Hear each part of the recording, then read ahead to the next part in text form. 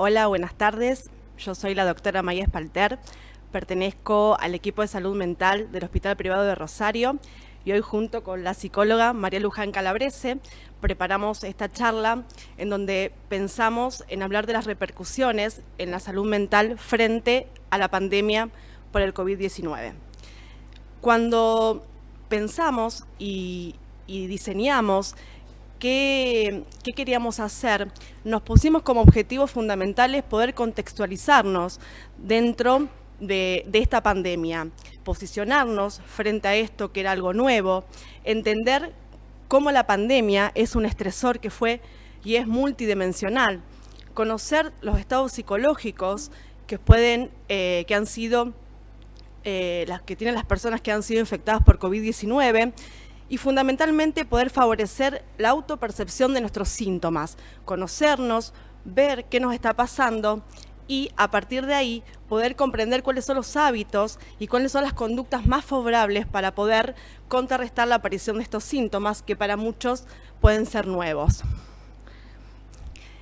Para iniciar, es importante, creo, aclarar y destacar el carácter inédito de la pandemia. Creo que ninguno de nosotros nunca ha estado en una pandemia, es algo nuevo para todos, que afecta a nivel mundial y no solamente a nuestro país.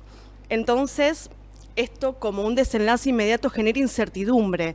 Incertidumbre primeramente porque no sabíamos de qué se trataba el virus, qué iba a suceder, qué iba a pasar y estos efectos globales fueron a nivel mundial, pero fundamentalmente a nivel individual. Y esto iba a depender de la subjetividad de cada uno, es decir, con qué hábitos, con qué creencias, con qué prácticas y con qué saberes cuenta cada uno para poder enfrentarse con esto, con lo nuevo, con lo que no conocíamos.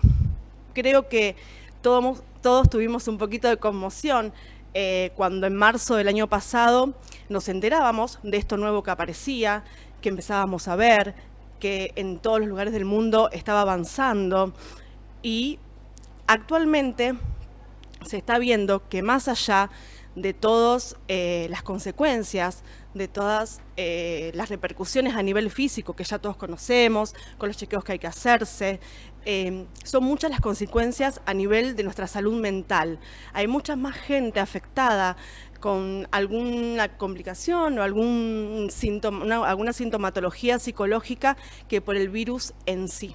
Por eso nuestra idea era un poco abordar y ver qué nos fue pasando en todos estos meses, en donde desde que nos enteramos que existía el COVID, pasamos por varias etapas, desde el aislamiento, después todos los cambios que fueron apareciendo en nuestra vida. Es obviamente ante cualquier amenaza, en este caso era completamente nueva, desconocida, para cada uno de nosotros en particular, pero también a nivel país, a nivel mundial, es esperable que ante cualquiera de estas situaciones uno tenga o presente algún estado de ansiedad. Muchas personas nunca habían sentido ansiedad y a partir de este momento comenzaron sí a sentirlas. Y personas que por ahí habían tenido algunos otros episodios se vieron acrecentados. Y creo que este estresor, el COVID, este virus, ha venido y ha cambiado nuestra calidad de vida.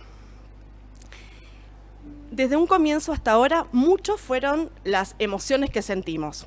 Las emociones suelen ser muy intensas, suelen ser abruptas, suelen ser agudas y suelen ser inconscientes y nos cuesta mucho poder manejarlas. Dentro de las que pudimos sentir, como ya dije antes, la incertidumbre, a no saber qué iba a suceder, a no saber qué tratamiento, a no saber si nos íbamos a infectar, qué iba a suceder si nos infectábamos.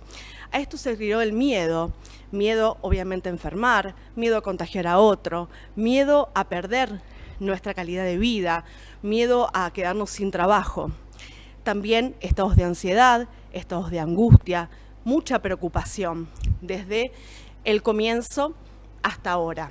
Por supuesto que también hubo otras emociones, ¿no? Que en estos casos en donde, en estos casos de crisis, digamos, aparecen empatía, aparece compañerismo, solidaridad, que también son emociones que estuvieron presentes, pero que no nos traen ninguna sintomatología negativa, al contrario. Por eso nos vamos a centrar un poco en estas sensaciones incómodas y que nos fueron modificando día a día nuestra vida.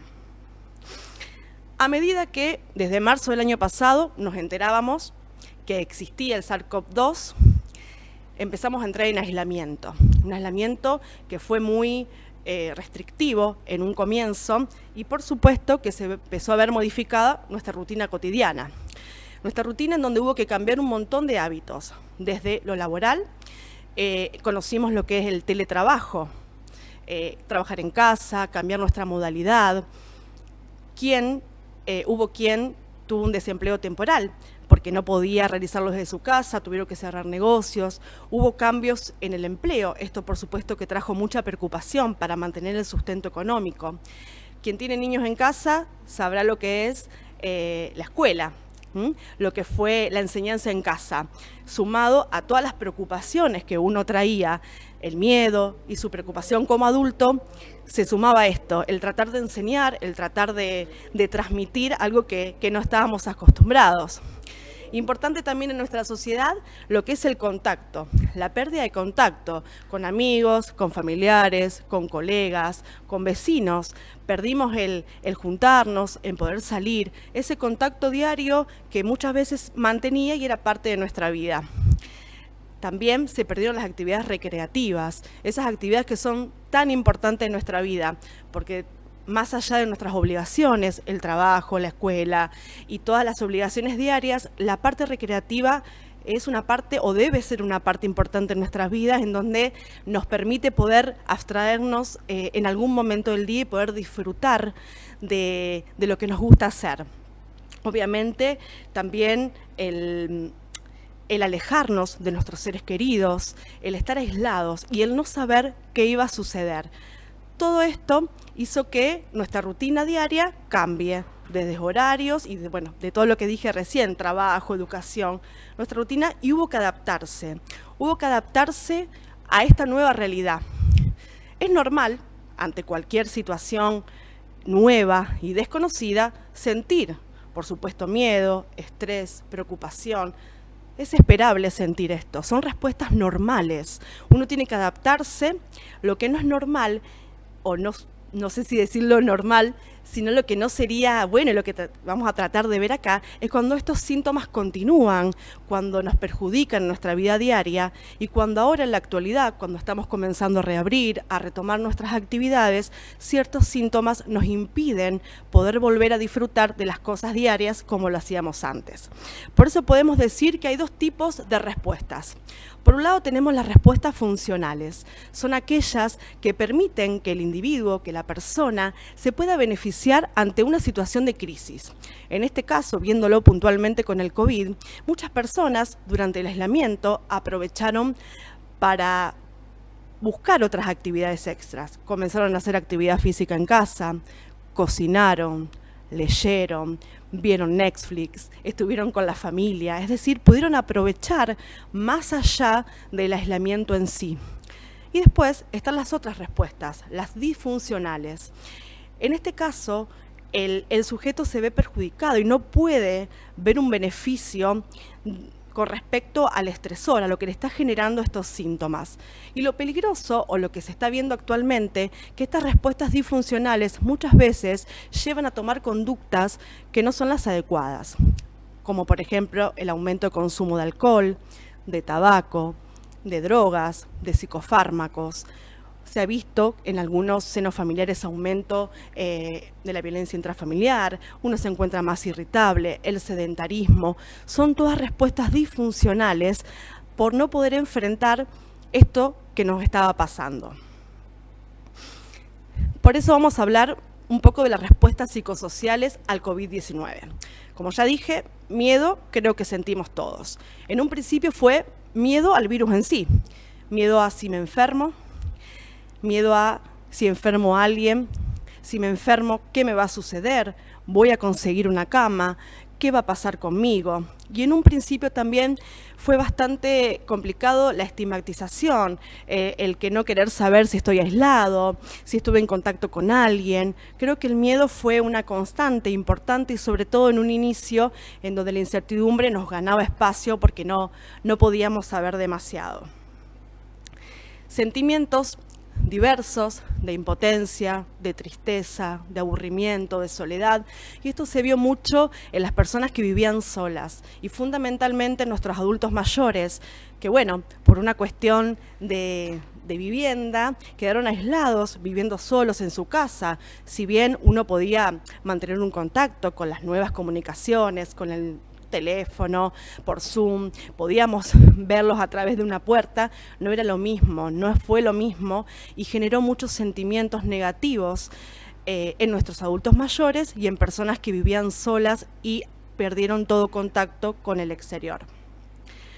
Por supuesto, el temor y la preocupación de la modalidad de trabajo, ¿sí? El temor a perder el sustento económico, a no saber cuánto tiempo iba a durar la pandemia, para poder ver cómo se iba a resolver la cuestión laboral, si íbamos a poder retomar los trabajos, de qué manera iba a ser, cómo iba a quedar la economía, todas cuestiones que se sumaban a todas las preocupaciones anteriores y que, sumado a esto, más el aislamiento, más la incertidumbre, nos generaba mucha más ansiedad.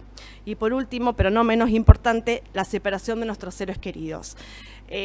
En esta sociedad, sobre todo nosotros que somos de juntarnos, de visitarnos, de celebrar, fue muy duro para muchas personas perder ese contacto, el reunirse, el compartir una charla, por más que se hayan intentado otros medios de comunicación, que bueno, que descubrimos, me parece, durante esta pandemia, pero bueno, fue difícil y además también el temor a contagiar y el querer proteger a nuestros familiares hizo que mantengamos esta distancia fundamentalmente al principio. Dentro de algunos de los síntomas y algunas cuestiones que se están viendo actualmente, se encuentra el estrés postraumático. ¿Qué es el estrés postraumático? Se habla de estrés postraumático a un conjunto de síntomas que puede tener una persona cuando se ve expuesta a una situación que ve como riesgosa para su vida, que es traumática y que ve que tiene un riesgo vital, generando ciertos síntomas como la ansiedad, el estrés o la angustia. En el caso del COVID, y fundamentalmente en este momento vamos a hablar de los pacientes que padecieron COVID, ya sean en su domicilio, en donde el aislamiento, sin saber qué iba a suceder al otro día, cómo iba a transcurrir la enfermedad, si iban a pasar bien, si se iban a complicar, todas estas cuestiones generaron el miedo a la complicación. Ni hablar quien estuvo en sala, en internación, por más de haber recibido todos los cuidados necesarios, el hecho de verse con una máscara de oxígeno, con suero, separado de la familia, y por supuesto en UTI, en unidad de cuidados intensivos, que es donde se ve la mayor cantidad de pacientes que pueden padecer de estrés postraumático, por supuesto por lo invasivo necesario para su recuperación. El contexto de la terapia muchas veces genera este tipo de estrés, por ver algún otro paciente que tenga una complicación o por ellos mismos al haber estado intubados o sentir los ruidos, estar en terapia puede generar estrés postraumático. Como dije recién, los síntomas más frecuentes son la ansiedad. La ansiedad es una respuesta anticipatoria. Es una respuesta anticipatoria a algo que voy a ver como un peligro, que puede ser real o no. Entonces nuestro cuerpo toma una alerta y enseguida quiere huir de esa situación y nos empezamos a generar diferentes síntomas psicológicos. Con respecto a la angustia es un temor a lo desconocido, un temor sin fundamento, sin un objeto real. ¿Qué nos puede dar? Síntomas psicológicos fundamentalmente como inquietud, inestabilidad y además síntomas fisiológicos. Es muy frecuente que el paciente consulte o que puedan llegar a haber tenido sensación de falta de aire, taquicardia, palpitaciones, dolor en el pecho, hormigueo en los brazos, son todos síntomas de manifestación de la angustia. Y por último, el estrés, que el estrés son todas las cuestiones y son todos los estresores, los factores a las que es un sujeto sometido, son todas las exigencias externas. Cuando estas exigencias superan la capacidad de la persona de poder afrontar esa exigencia, es cuando empiezan a aparecer estos síntomas que nos pueden modificar nuestra calidad de vida. Podemos haber experimentado en un inicio muchos sentimientos, como ya dije, enojo, incertidumbre, confusión, ansiedad, miedo, soledad, vergüenza. Esos fueron en el transcurso de la pandemia con las restricciones más profundas. Actualmente estamos empezando a retomar nuestra vida y nos tenemos que preguntar si estos síntomas continúan, si nos están evitando volver a retomar nuestra vida, poder disfrutar de nuestra familia, de las pequeñas cosas y volver a reencontrarnos con todas las cosas que dejamos de hacer. Esos proyectos que quedaron un poco inconclusos de marzo del año pasado, que muchas personas tenían proyectos durante el año. A partir de marzo, bueno, es el momento de por ahí empezar a ver qué me está pasando que no puedo retomar con eso. En el estrés postraumático hay diferentes tipos de síntomas, pero fundamentalmente lo podemos dividir en tres como a grandes rasgos. Primero, todos los síntomas intrusivos, es decir, los síntomas que se nos aparecen, que no podemos evitarlos y que nos remontan al suceso en sí, al estresor, a los que nos producen los síntomas, que pueden aparecerse como recuerdos, como sueños, como reacciones disociativas, es decir, volver a sentir esa sensación que sentimos cuando estuvimos frente a la situación que nos dio estrés, malestar psicológico y reacciones fisiológicas que son muy frecuentes por el estado de alerta que esto nos genera, sudoración, taquicardia, sudoración en las manos, dolor de pecho, disnea, que es la falta de aire. Sumado a estos síntomas, hay algunos síntomas de evitación.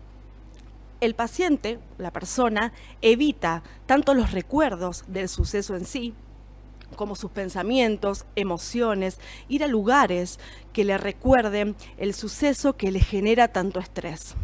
Y por último, síntomas, alteraciones cognitivas y en el estado de ánimo. Estas alteraciones cognitivas negativas, en donde hay alteraciones en la atención, en la concentración, pérdida de memoria, y empiezan a aparecer algunas alteraciones del estado de ánimo, falta de interés, retraimiento marcado, desgano, que son síntomas que la persona empieza a aislarse y deje de hacer las cosas diarias que también ayudarían a que pueda sentirse un poco mejor. Lo que planteamos entonces, primeramente es, bueno, estoy sintiendo algunos de estos síntomas. ¿Qué tengo que hacer? Como principio, tratar de identificar. Bueno, a ver, ¿tengo algunos de estos síntomas o me parece que puedo llegar a tener alguno de estos síntomas? Bueno, pensar, ¿tengo síntomas de inhibición? Es decir, siento vergüenza, tengo pérdida de interés, tengo conductas de evitación, evito ir con familiares, con amigos, evito ir al trabajo, evito estar con gente, evito salir de mi casa o de pasar por lugares que me hagan acordar si estuve internado en tal lugar o si algún familiar estuvo en algún lugar. Esos son los síntomas de inhibición. Los otros síntomas son los de hiperactivación. El llanto permanente, constante, que no lo puedo evitar. Puedo tener insomnio, puedo tener pesadillas, puedo sentir culpa, puedo tener estados de alertas permanentes, estar permanentemente alerta de si va a suceder algo o si va a aparecer algún recuerdo que me haga tener sintomatología nuevamente de esto que me lo generó. Recuerdos involuntarios, rumiaciones mentales, sentir constantemente en nuestro pensamiento el suceso o la situación que nos hizo tan mal. Y los síntomas de compensación, es decir, todo lo que uno hace para tratar de evitar sentir los síntomas anteriores. Estar en actividad constante, ir, venir, tratar de ponerme cada vez más actividades para no pensar o para no tener recuerdos. Consumir sustancias, todo tipo de sustancias, alcohol, psicofármacos, tabaco, drogas ilícitas. Dependencia emocional, muchas veces uno busca acercarse a alguien que nos dé contención y cual nos sentimos seguros. en ese lugar y obviamente todos estos síntomas nos van a afectar nuestra vida cotidiana. Por eso es muy importante escucharnos y ver si nos está pasando algo de esto, qué podemos hacer. ¿Qué tengo que hacer? O estar alertas y escucharnos, que somos los que más nos conocemos. Planteamos diferentes estrategias de afrontamiento. Por supuesto que cada persona es particular, cada vida, cada uno, ¿sí? Es una historia diferente.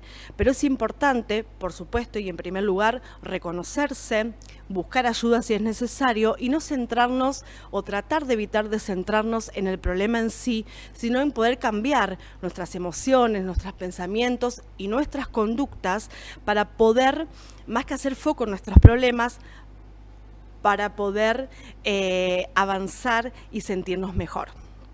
Ahora Luján va a continuar con ustedes. Vamos a seguir charlando un poquitito de los otros síntomas que pueden aparecer. Gracias, Maya. Adelante, Luján. Buenas tardes a todos. Bueno, traje para compartirles un estudio que realizó la Facultad de Psicología Social de la UBA. Lo realizó en el mes de mayo de este año, donde estudió y hizo un relevamiento de cuál fue el impacto psicológico de haber padecido COVID-19 en la población argentina, para lo cual administró una encuesta online que fue dirigida a personas que tenían diagnóstico confirmado de COVID-19 mediante testeos de laboratorio. Fueron en un total de 742 personas entrevistadas con una edad de entre 18 y 60 años, de diferentes géneros, de diferentes niveles educativos y niveles socioeconómicos autopercibidos, ¿sí? La región geográfica en la cual se empleó esta encuesta online fue en Buenos Aires, Córdoba, Rosario, Mendoza y Tucumán, y utilizaron para recolectar los datos diferentes escalas y cuestionarios estandarizados especializados para la población argentina. Bueno, el objetivo general de este estudio fue, como les dije, detectar el estado psicológico de aquellas personas que habían sido infectadas por COVID-19 y se investigaron fundamentalmente o se exploraron los siguientes síntomas: ansiedad, depresión, riesgo suicida y alteraciones neurocognitivas de la memoria y de la atención. Y luego se correlacionó estos síntomas con las conductas que desarrollaban las personas que lo padecían, categorizando las mismas en conductas problemáticas, conductas saludables y otro tipo de conductas. Bueno, desde el campo psicológico, en términos generales, una secuela psicológica es toda aquella sintomatología psicológica o mental que surge a partir de un determinado evento estresante y o traumático, ¿sí? Como bien sabemos, y Maya les comentó hace un rato, las pandemias son estresores multidimensionales y el COVID-19 fundamentalmente, que es el que nos ha tocado atravesar, implica un riesgo real para la supervivencia y la vida de las personas. Entonces esto, por supuesto, que va a generar una reacción emocional y cognitiva en las personas. Es normal generar ante el COVID-19 presentar un estado de ansiedad, que es una respuesta emocional normal, que tiene una función adaptativa, que es alertarnos acerca de posibles peligros que podemos tener, y a su vez nos ayuda a preparar el cuerpo para generar una conducta que nos ayude a dar una respuesta adaptativa a ese estímulo que estamos atravesando, estresante. Y bueno, y a su vez depende de la subjetividad de cada uno, como comentó Maya. Esto puede provocar también, si no se puede manejar bien esta ansiedad, si esta ansiedad se prolonga en el tiempo, se intensifica, puede provocar el inicio de trastornos mentales, o en aquellas personas que ya lo padecían puede agravar la manifestación sintomática de estos trastornos. Entonces, lo que nos pareció interesante para compartir con ustedes es que podamos aprender a autopercibir síntomas mentales de relevancia y poder también autopercibir qué acciones y conductas empleamos cuando estas manifestaciones mentales aparecen, ¿sí? A fin de poder aprender a favorecer el desarrollo propicio de la salud mental.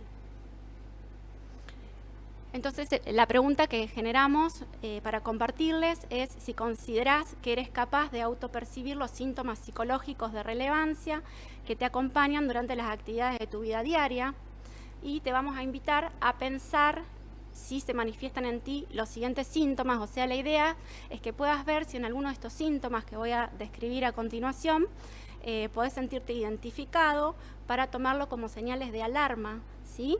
Para ver si esto está sucediendo en tu vida.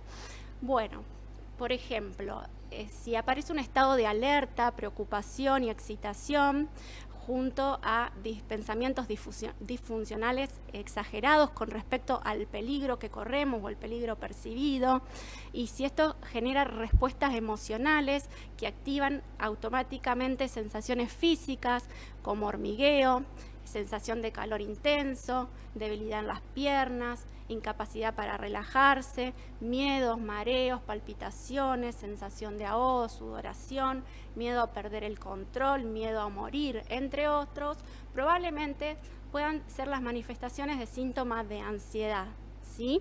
Entonces ahora los invitamos a autopercibirse con este otro estado característico de tristeza, disminución de la capacidad para experimentar placer, pensamientos de contenido negativo, de ruina, muerte, fracaso, autocrítica, disminución de la energía, retraimiento social, alteraciones en la atención, la memoria, el apetito, alteraciones en el sueño y disminución de la libido, entre otras. Probablemente puedas estar manifestando síntomas de depresión. Estos síntomas a su vez pueden aparecer combinados en las personas, no es que sí o sí van a aparecer unos u otros, pero bueno, son señales de alerta para que podamos identificar si algunos de estos síntomas pueden estar apareciendo. A nivel de la habilidad neurocognitiva, quiero aclarar que estos síntomas que les estoy invitando a autopercibir son los mismos síntomas que son los mismos síntomas que se investigaron en las encuestas estas que les estoy contando, ¿sí? Y bueno, se investigó también a ver cómo fue el impacto a nivel de la memoria y de la atención. Sabemos que memoria y atención son funciones cognitivas, son capacidades de la mente que son importantes para nuestro funcionamiento diario.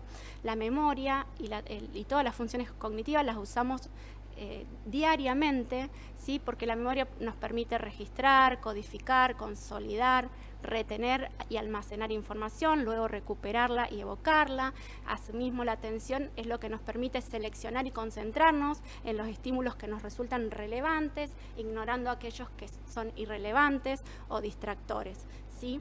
Entonces, ¿qué es lo importante para autopercibir las habilidades neurocognitivas? Es observar si hubo un cambio en la capacidad cognitiva. O sea, antes de tener COVID o los que no tuvieron COVID, antes de la pandemia, antes del aislamiento, cómo era mi capacidad de atención, cómo era mi capacidad de memoria, y ver si luego esta capacidad empeoró o empiezan a observar que hay disfunciones en las mismas, ¿sí? A nivel de los hábitos o conductas realizadas, ver qué conductas estamos manifestando, por ejemplo, algunas problemáticas como abuso de drogas, de alcohol, de tabaco, o si estamos desempeñando conductas saludables como pueden ser realizar actividad física, deportiva, tener una adecuada salud sexual y vida sexual, prácticas religiosas, entre otras. Y dentro de otras conductas podemos tener en cuenta si realizamos o no tratamiento psicológico, tratamiento psiquiátrico, si hacemos yoga o si hacemos meditación, ¿sí? Bueno, en este estudio que les estaba comentando, los resultados del estudio de estas 742 personas encuestadas, el 93,54% de los participantes reportó experimentar malestar psicológico y problemas emocionales. Esto estamos hablando de la población argentina y fue un relevamiento que se hizo en mayo de 2021, vuelvo a repetir. el 24% reportó sintomatología ansiosa severa, el 56,74% presentó puntajes compatibles con trastorno depresivo mayor, el 39,89% reporta haber cambiado su tendencia a pensar en la muerte o en el suicidio a partir de la pandemia. El 64,4% de los participantes reportó presentar fallas cognitivas que varían entre leves a severas.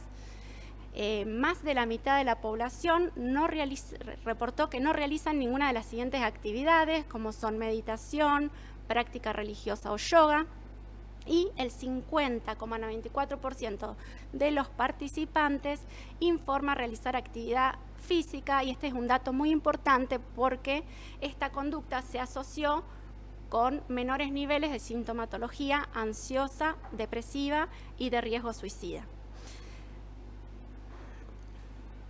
Cuando se preguntó cuál fue el manejo del malestar psicológico a estas personas, el 50% dijo que cuando se presentaba un malestar psicológico, tenía una tendencia a hablar con los amigos, el 50%, el 35% de estas personas hacía consulta con psicología, el 30% hace deporte, el 25% aproximadamente realiza actividad artística, el 20% toma medicación y el 19% se reza o realiza prácticas religiosas, y un 10% comentó tomar alcohol cuando aparecen las manifestaciones psicológicas. Bueno, ¿cuáles fueron las conclusiones del estudio acerca del estado psicológico de personas que han sido infectadas por COVID-19? Bueno, los resultados que obtuvieron son altos niveles de sintomatología ansiosa, depresiva y de riesgo suicida. Estos altos niveles aumentaron fundamentalmente en la franja etaria de entre 18 y 25 años, ¿sí? Y asimismo aumentaban considerablemente en aquellas personas que han padecido de fiebre, falta de aire o necesidad de asistencia respiratoria durante el tránsito de su COVID-19, ¿sí? Y a su vez, a nivel cognitivo, los resultados fueron cambios negativos en la memoria y en la atención, que por supuesto aumentaron considerablemente en personas que habían sido internadas y más aún en quienes necesitaron asistencia respiratoria. Asimismo, estas conclusiones comentaron que 1 de cada 3 personas infectadas por COVID-19 realiza tratamiento psicológico, y el 67% de quienes no hacen tratamiento psicológico consideran necesitarlo. Bueno, voy a comentar, que preparamos con Maya, qué podemos hacer con todo esto, ¿no? Trajimos el estudio, comentamos un poco qué es lo que nos está pasando a nivel de la población, por lo menos con esta muestra que fue estudiada en varios lugares del país, ¿sí? Y bueno, ¿qué podemos hacer para sentirnos mejor? Primero, poder identificar nuestras emociones y nuestros pensamientos y ver si son negativos, ¿sí? Por ejemplo, nuestras emociones, ¿qué siento? Siento rabia, siento dolor, culpa, indefensión. ¿Qué pienso de mí mismo? ¿Sí? Y fundamentalmente, ¿qué pienso de mi capacidad para afrontar esto que nos está pasando? ¿Voy a poder superarlo? ¿No? ¿Voy a contar con los recursos necesarios para salir bien de esta situación, para afrontar las pérdidas, para afrontar los miedos, para afrontar, ¿no?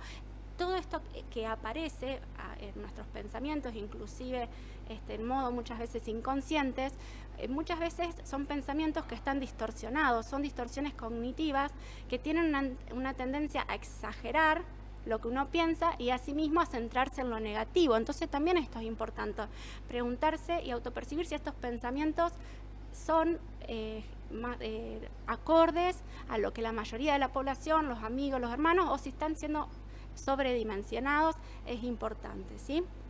Asimismo, es importante aceptar las emociones, entender que todos tenemos emociones, las emociones nos guían y nos permiten adaptarnos a las vicisitudes del entorno, ¿sí? Que a veces van a ser agradables y otras veces van a ser desagradables, ¿no? Pero poder empezar a manifestar lo que uno siente, cómo se siente, muchas veces también puede ayudar a bajar el nivel de ansiedad que sentimos ante esta gran incertidumbre con la que nos enfrentó el COVID-19, ¿sí? Luego podemos también pensar en ver qué conductas estamos haciendo y si estas son erróneas o si son saludables, ¿sí? Muchas veces para bajar el malestar psicológico o el malestar o la ansiedad, lo que hacemos es recurrir al alcohol, aislarnos más de lo necesario, ¿sí? Por miedo a contagiarse o criticarnos demasiado, ¿sí? Tener conductas agresivas porque nos irritamos ante el encierro y esto puede generar conductas agresivas. Y otro tema que pasó mucho, o por lo menos se habló mucho de que ha sucedido a nivel del contexto intrafamiliar, es el caso de la violencia, ¿sí? Que ha generado estos periodos de larga convivencia y de aislamiento, ¿sí? Bueno, y también es importante que podamos detectar estas conductas erróneas y favorecer hábitos saludables, como por ejemplo dormir bien, el descanso, alimentarse bien, atender las emociones, como ya les dije, fomentar la actividad física, los espacios de recreación y fundamentalmente sostener las actividades sociales. ¿Y esto por qué es muy importante? Porque nosotros somos seres sociales y necesitamos interactuar con las demás personas y es importante también para todo lo que tiene que ver el estado del ánimo, las cuestiones cognitivas, ¿sí? Son muy importantes, todo lo que es la interacción social y bueno, fundamentalmente saber y poder pedir ayuda si es necesario, ¿sí? Bueno, y para finalizar, les queríamos compartir este concepto de resiliencia, que es un concepto muy conocido socialmente, que es la capacidad de poder sobreponerse a las adversidades, generar un aprendizaje, ¿sí? Y luego poder salir fortalecido de esa situación. Y acá me interesa explicar este concepto porque la resiliencia no es algo que se tiene o no se tiene, sino que todos somos resilientes en menor o mayor medida, ¿sí? Entonces, y acá lo quiero relacionar a este término con el concepto de plasticidad cerebral, y que es la capacidad que tiene el cerebro de modificar su estructura y su función, en fin, de poder adaptarse a las vicisitudes del medio, ¿sí? Entonces, entender que podemos, a través de las experiencias que nos toca vivir, inclusive esta misma experiencia que nos ha tocado vivir, puede ayudarnos a aprender, sobreponernos y salir fortalecidos de esto, y los que estemos más con menores niveles de resiliencia, podemos aprender a ser más resilientes y de esta manera poder mejorar la calidad de vida. Muchas gracias. Gracias, Luján, por tus conceptos muy claros. Y hay un montón de preguntas, de las más diversas. Es un tema que realmente motiva a todos, toda la cuestión emocional. Hay una pregunta que se plantea en el chat y que específicamente remite a el concepto de estrés postraumático. ¿Todas las personas que viven una experiencia traumática desarrollan ese estrés? No, por supuesto que no. No depende, por supuesto que para que exista el estrés postraumático tiene que haber un estresor, tiene que estar el trauma, pero no todas las personas lo van a desarrollar. Va a depender de cada persona, de los recursos que tenga, de sus vivencias anteriores, si hay experiencias de traumas anteriores infantiles, la contención que tenga. Hay muchos factores que influyen en la producción del estrés postraumático. Bien. No solamente la existencia del trauma en sí va a desarrollar el estrés postraumático. Y una pregunta, ¿la edad no condiciona es decir, el estrés postraumático se puede dar a cualquier edad? Sí. Sacando el COVID, porque acá estuvimos hablando del COVID puntual, por supuesto que es mucho más frecuente en personas más jóvenes. ¿Por qué? Porque son los que están por ahí más en relación a accidentes de tránsito o laborales. En un momento, bueno, cuando había mucha mayor cantidad de guerras, era una causal de estrés postraumático. En Argentina, AMIA, en Estados Unidos, lo de las Torres Gemelas. O sea, las personas que por ahí están más expuestas son los adultos jóvenes, que son los que más salen. Con respecto al COVID, no, eso va a depender, porque bueno, está estrictamente relacionado al haber padecido COVID. Entonces por ahí la edad varía. Perfecto, sí, sí. ¿Y el estrés postraumático se puede tratar? Y en tal caso, ¿cómo? Sí, por supuesto que se puede tratar.